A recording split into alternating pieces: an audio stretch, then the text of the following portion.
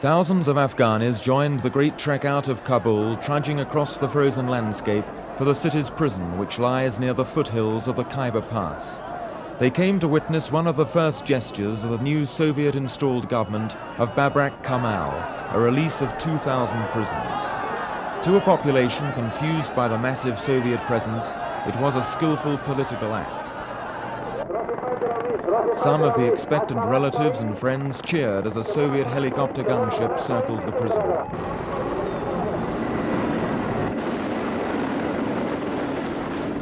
But others were less persuaded, throwing stones at Russian and Afghan troops when asked to show patience and stand back.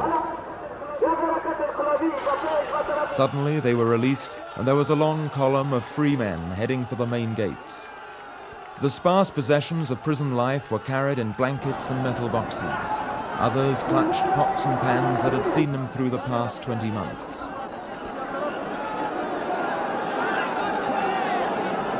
When relatives were located, there were emotional scenes.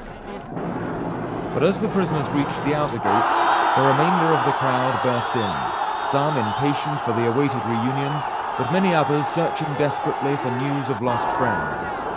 Prisoners who had disappeared under the past regimes of President Taraki and Amin. And for some, there was the sorrow of a wasted journey.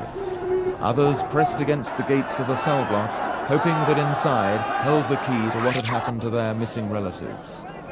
A few prisoners were not released at all. They shouted messages to their disappointed relatives who stood outside.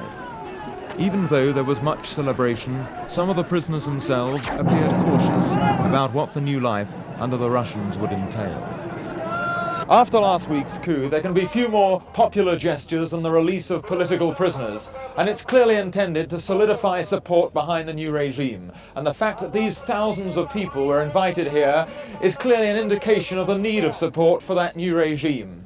But the Russians will have to do more than this if they are to pacify the mountain people who are still resisting them.